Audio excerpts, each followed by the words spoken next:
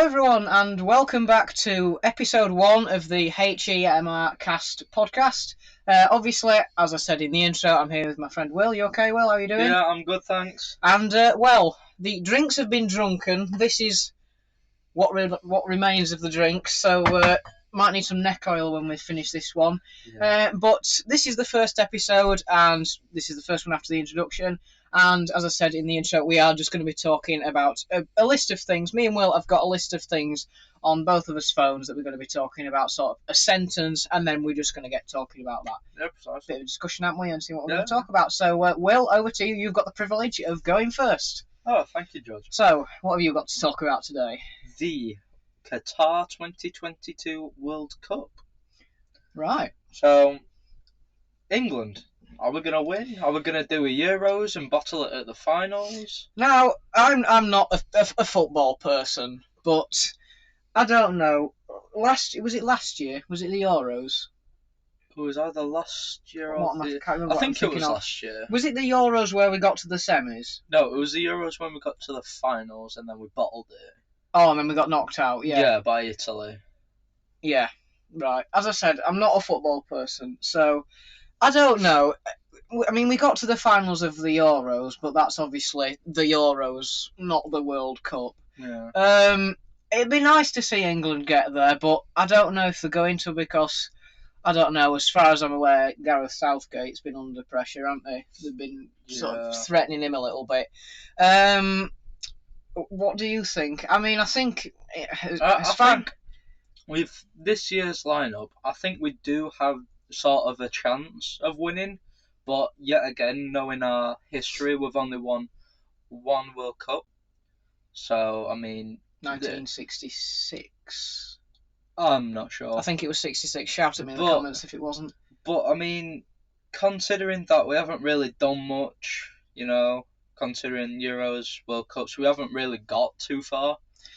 And, No. Everybody's saying, it's coming. In general, it's not. But The spirit's there. It's whether we can or not. I think... I don't know. We got to the Euros, didn't we? But in the world, there are some good football teams. Yeah. There's Brazil, France, Germany. There's the ones that we need to look out for. My brother mentioned Denmark and the Netherlands, which are ones I've not heard of before. Yeah. So it's at least as apparent to me. Sounds like they've been developing a bit. Like Denmark and No, I mean I haven't sort of heard them in a context of who they could win it. Oh yeah. I know they're in the World Cup, but it's not in the sense that actually they might have a chance of getting there. Something I've got to say about the World Cup is, as I've said before, I'm not into sport really.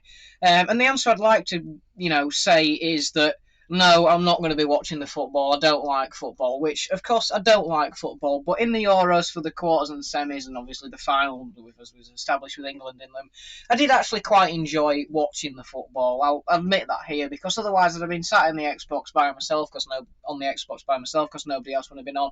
And I think, honestly, it'd have been a little bit boring, because although I'm not going to sit there for, what was it? It went to an hour and 20 minutes in extra time, didn't it? I think so. It went into extra time after the 90 minutes. Yeah. So, it'd have been a long time sat by myself. And although I'm not going to be sat there for, the usual 90 minutes, it was nice to just keep looking up and see how they were going on. Yeah, and I mean, at least when you go to school or wherever, like the following couple of days, I mean, at least you have something to talk about. You've got something to talk about, yeah. And it was just nice, in the Euros. Although I was on my phone, not really paying attention, watching YouTube, it was nice to be in there with my family watching it and say, yeah, I did kind of watch it and I saw him do that because it is history, isn't it? Yeah. So the answer I would like to give is that, no, I'm not going to watch it. But to be honest, I'll be on and off on my phone watching it because... I mean, at school on our first match, I mean, it is during the school day, so I think we're either going to have to bribe some teachers. Well, our school said we can watch it, and again, the answer I would like to give is that, no, I'm not watching it, but nobody will be in my lesson because they like football, so I'm just going to go and watch it as an excuse to chat to some people for an hour and a half. Yeah. Have we got anything else to say on the World Cup? Not from me, no. Let me just think. But... yeah, it'd be nice to see England win the World Cup, and it'd be what, exactly 60 years would be 56. be 56 years, won't it? I'm not even sure, to be fairly honest. To 1966. I mean, 76, myself, I'm 86, not 96, exactly a fan 2006. of football, but I mean, I Yeah. watch it. You know, Yeah. if it's like one of the big, like I don't know, like World Cup, Euros, you know, like something that supports our country, then I'm all in. I You can mean, get anyone to watch something if it's the final, can't you? yeah, I mean, it when you get more publicity about it. I mean, everybody at some point is going to watch it, so I mean, why not just join in from the Yeah. start? The thing is, I think it's comparable if we're talking about me here. Is that I like trains, and Ben, my brother, is not bothered about helping with the layout. He's not bothered about dismantling all my trains and servicing it as I have done. But and obviously all the time I don't want to go and watch football and travel to Morecambe or wherever they go to watch football. But you know, I'm happy every now and then to watch the World Cup or go to the occasional game of football. And he's quite happy to come train spotting with me. So it's a thing you do for other people, and Yeah, you're it's quite more happy of to like do it. a mutual respect type Yeah, thing. But yeah. yeah, So that's all from me. that's the World Cup. So moving on, I'd like to talk about go karting for a little bit. So I love go karting. me and you have both been go karting. I went in October, end of October. When did you go last? It was roughly around end of October. Oh, so we went similar times, different places though. Obviously, not going to tell you Yeah. where they are. But yeah, funny story about this one. So it's story time. So it was my first time going go karting, and I have had incidents with powered vehicles before. I went to my other friend, who was also called Will's Caravan, and we were on segways, the one with the handles you stand on the board and you lean forward and twist it to turn. And we were running around the track, so this is a story inside of a story. We were running around the track, going clockwise one way, which was fine because it was mainly uphill with a gentle downhill. But then half an hour in, we switched the other way around and went anti-clockwise, which was a lot of downhill and a little bit of uphill.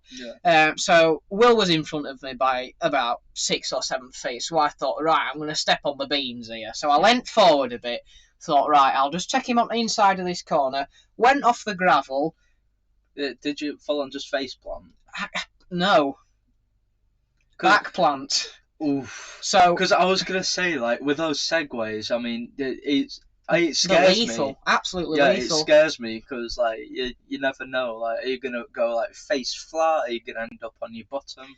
Yeah. Or what? But so I went round this corner, skidded to one side, fell off sideways, landed back first, back, bum, bang, straight into what was the gravel, and let's just say my coccyx were in pain for the week. And funnily enough, in the go-karting incident I'm going to describe to you now, exact same thing happened. So one of my mates had crashed before me.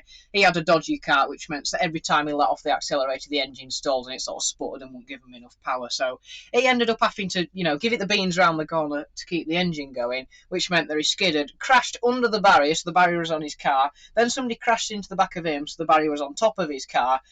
And that didn't end well, and they had to get him a new cart. On the same corner, there's a really dodgy corner going out of the pits. There's the pit straight, and then there's a corner like that goes round the pits. And what happened was I was going a bit too fast because there were 3 or 4 people around me. So I went really fast, thought, oh no, should have really braked a bit earlier, slammed on the brake, skidded round, jammed into a wall, and obviously moved about a bit and thought, oh god. Next thing I know, somebody comes bash straight into the back of me. I shoot forward, probably about that far off hitting the wall, although I'm wearing a helmet, and then I get jammed back into my seat because I've just gone buff like that in my seat. And you've probably predicted from the Segway story, coccyx were hurting for the week. And the thing I said when I got out of the car at the end was, thank you, person who's just rammed me in the behind. That was very painful.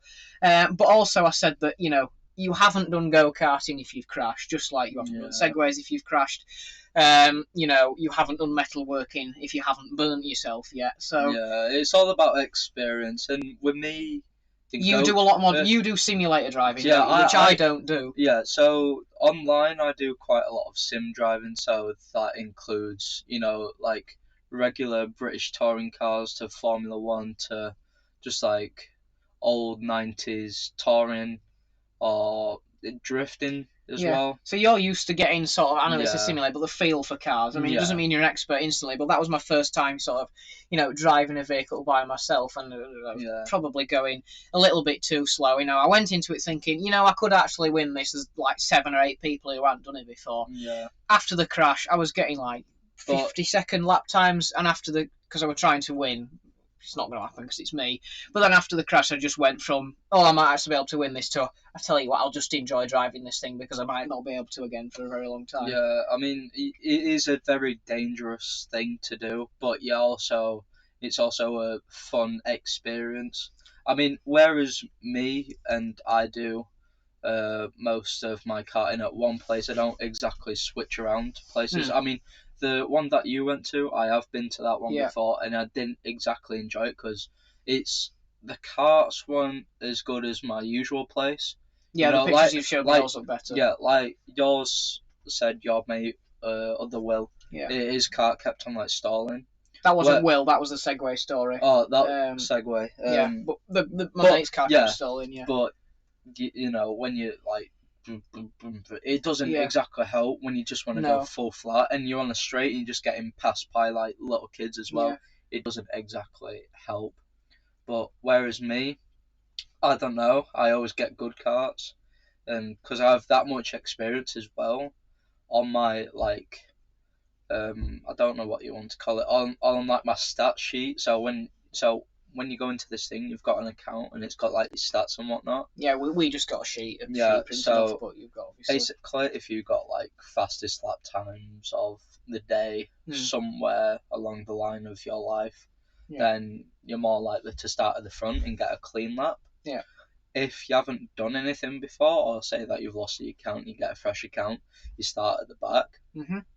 So I'm always at the front because I do a lot of good driving, not to brag, but I'm always at the front and I'm always getting consistent lap times. But I do get a few people along the way, newbies as I like to call them, who just constantly just take the mick.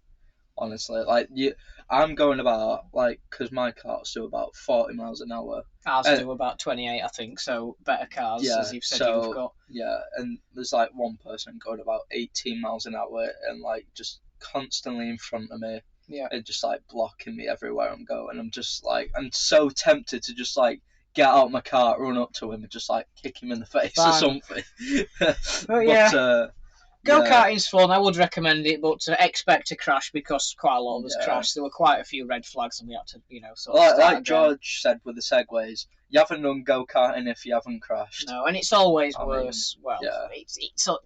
It's more or less a shock. It's a shock the first time, and after that you sort of expect it. Yeah. What was interesting about mine is you got a graph of sort of laps versus speed per lap or lap time, and on mine you could see the exact point when I crashed because it was sort of consistent. Then it dropped when I crashed as I took it slower, and then it went a bit lower for the rest of it. But yeah, I do recommend goating. You've got more powerful karts, haven't you? Yeah. Ours were 11.5 horsepower ones, Honda engines, which it was just fun to drive, and it was fun to drive for me because I thought.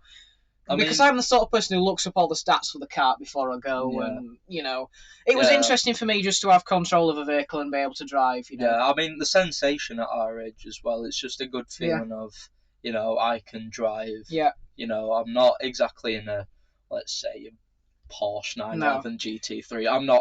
I'm not like that just yet, but I'm getting towards the age where I can start driving, and it's a bit of experience as well. I mean, for me, it was just sort of a step up from lawnmower. I like lawnmower, it's got a petrol engine. I like go-karts a little bit more because I can drive it. Yeah. But yeah, so you want to do a bit of a promo now, don't you? So do I. Talking about cars, stuff like that in general, I'm actually selling some Hot Wheels cars. So if you haven't seen Hot Wheels, for example, it's a bit like this. So it's just like a small die-cast car, as what you would like to call them. And I've got quite a few, over 1,000 odd, and I'm selling them. And as this video is getting published, we're getting near to Christmas as well. So for all the friends and family, you can have a Hot Wheels if you've got like a younger brother and you don't know what to get for him, and he's into motor vehicles. Let's say Hot Wheels are a good thing. So if you do want to, On Facebook, if you type in my name, it'll be Will Yap.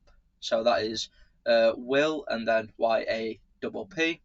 You'll see my page, and I'll have some things on there about Hot Wheels. Get in contact with me, see what you want. If I have it, I'll be glad to give you a best price, as you are a subscriber or viewer of George. Indeed, you will be.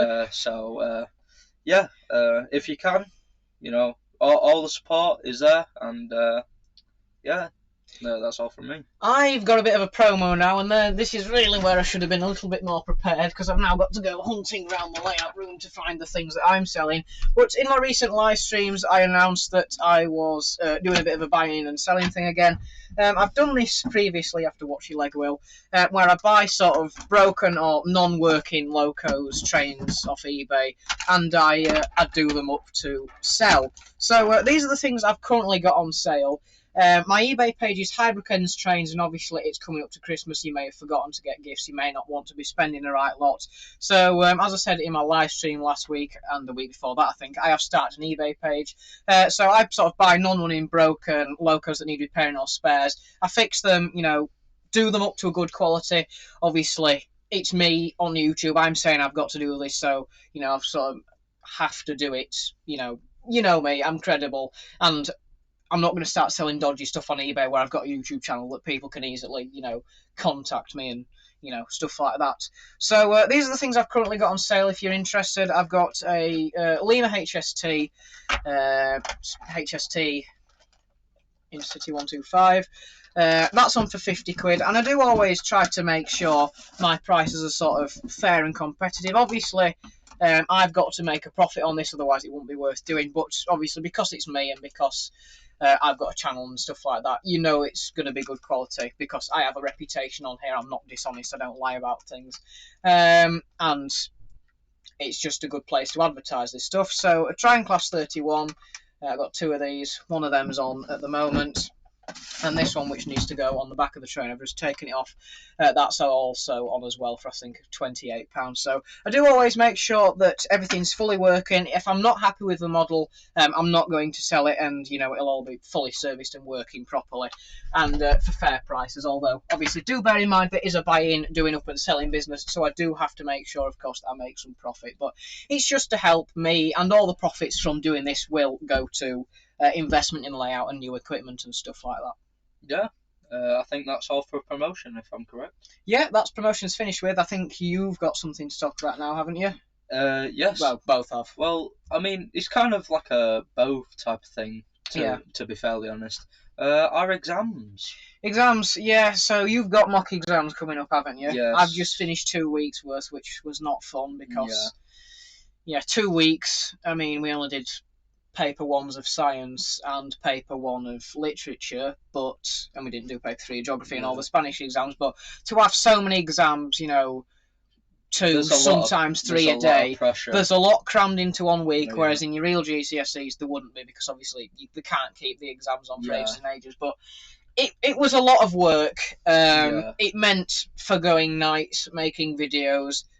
It meant giving up, some live streams, and it meant, doing some of the things I enjoy doing. But they're over now, so... I mean, at the end of the day, when it comes to the real things, we are going to benefit from it. I mean, let's put this into, terms. I'm going to be very honest here. I take geography, and I don't really like it. Yeah. So I pay zero attention, but I'm actually getting somewhat passable grades as well. So, I mean, if I pass that, on the flip side, I mean, I've got a geography GCSE, but I mean, it was, at the end of the day, I am going to pay attention, but, I'm just not rate bothered. So... Yeah. It was a big rush to revise, because I wasn't revising weeks and weeks and weeks before, because we didn't know the exam topics until a few weeks before. I don't even know mine. And from these exams, obviously, if there's stuff I think, absolutely nailed that, I never need to revise that again, it'll be a lot easier, because the exams will be a lot more spread out, and I'll know what I need to revise. A brief moan I'd like to go on is that people in exams like to be an absolute pain. I know there's the invigilators there. I know the invigilators. Oh my days. My invigilators were really nice. My there were invigilators. There was one bloke who we nicknamed Jumper Guy because he always wore jeans and a jumper, who stood at the front smiling, and you could tell he understood his job. But yeah, I'm not moaning about the invigilators because all my invigilators were really nice. One of them looked like my old science teacher actually, but it wasn't. But people like to be a pain. They like to try it on as much as possible. They say don't turn around. No more than 2 seconds later, somebody's sort of trying to look over the shoulder like that. But it's people tapping the floor like that. It's people getting pens and doing that. People like to be annoying. I mean, you're trying to concentrate and get on with it. And people blowing through lids of pens is something that's annoying as well. Do you know what? I swear, last year when I did my first mocks, there was a lad in my year who had this flip phone, and he set an alarm on it. Oh, so it went off during one of the exams, and it went do do do do do do do do do. And it was in a Barbie girl tone as well. God. So it was proper funny, but you can't laugh, can you? No, you can't because you'll get DQ'd. Because you will. You'll get your paper torn in half. I don't know if they tear your paper. No. I mean, they'll probably just they inform the exam board. Yeah. But either the invigilators are deaf or they just can't be bothered reprimanding people for it. But you think, stop trying to flounce and get around the rules as much as possible. Get on with your exam, shut up, face forward, don't rock up and down on your chair like this making a load of noise.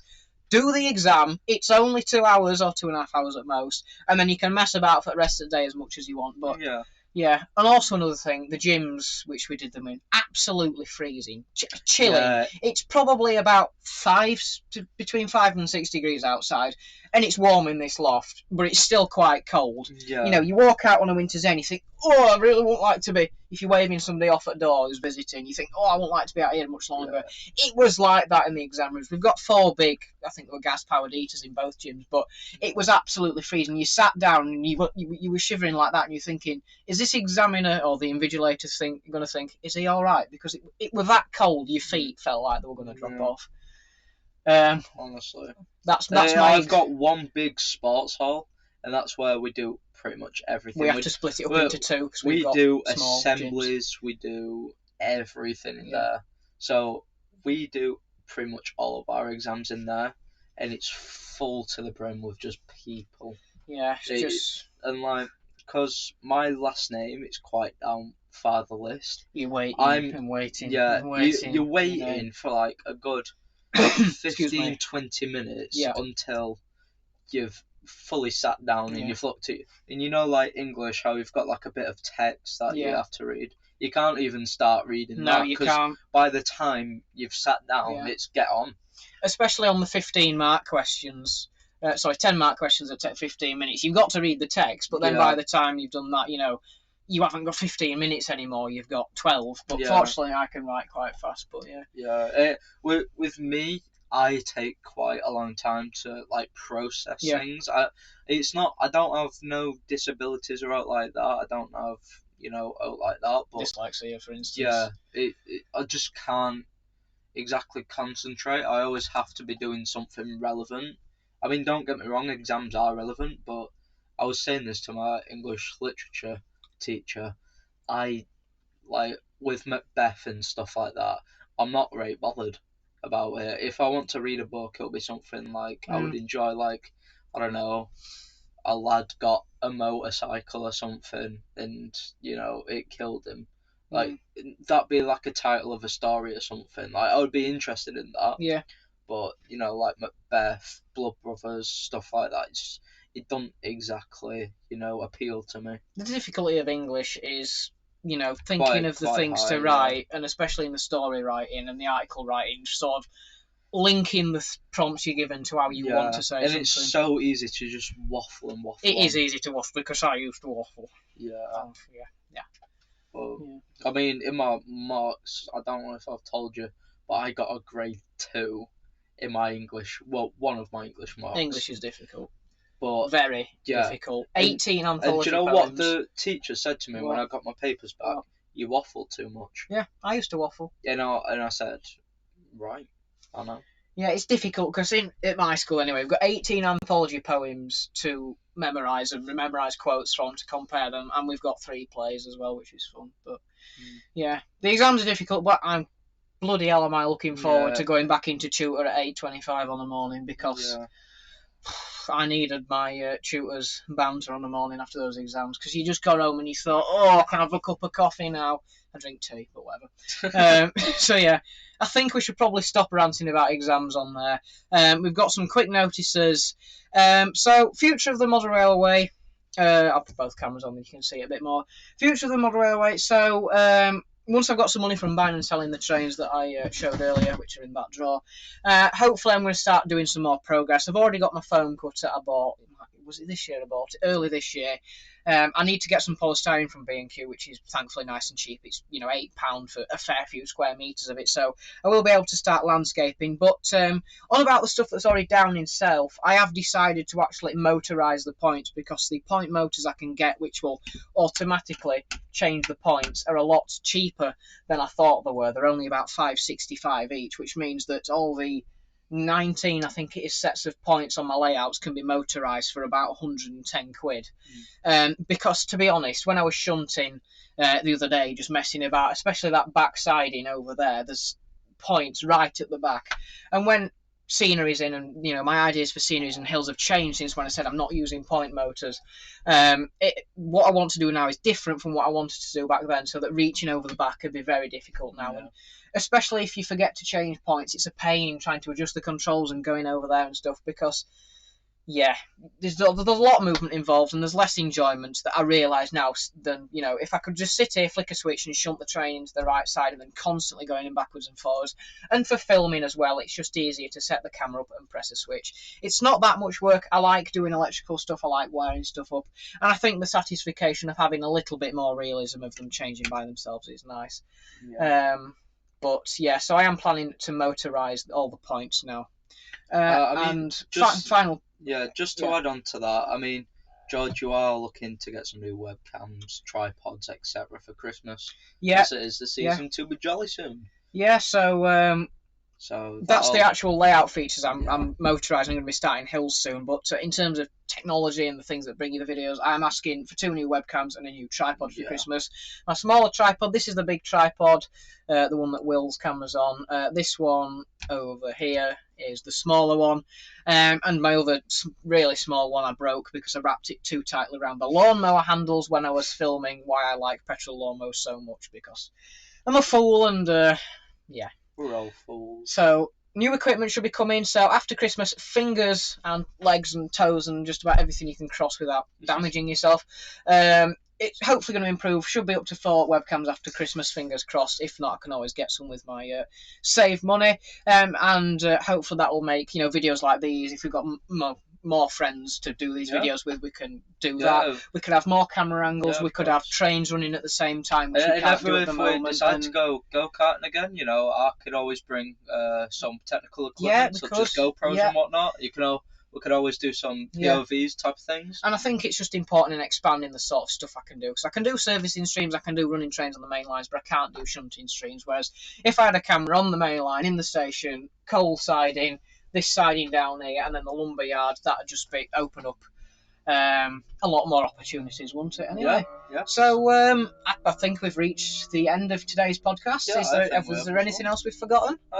No, apart from the fact that make sure to subscribe to George's channel. My Instagram is just WillXMC14. Do check out Will's Facebook page for his Hot Wheels. Just to reiterate, that is Will YAPP. And Hot Wheels and whatnot. And my page for selling restored model trains is Highbrook Ends Trains, all lowercase, no capitals. That's Highbrook Ends Trains. So, I do thank you very much for joining us today. This has been the first episode of the HEMR Cast podcast. Try saying that with a mouthful of ice cream. And, thank you very much to Will for joining me today. Yeah, thank you, George, for letting me be here. Yeah, no problem. The next episode will be out whenever me and Will meet up again, which, if we've been fairly honest, should be a lot more often than it is. And we do hope you've enjoyed this episode, and we hope to see you again soon for another one. So, in the meantime, it's goodbye from me. Goodbye. Goodbye. And goodbye from Will. Goodbye. And we do hope to see you again very soon for another episode of the HEMR Car Podcast. Yeah. Good night. Good night, everybody. And thank you for watching.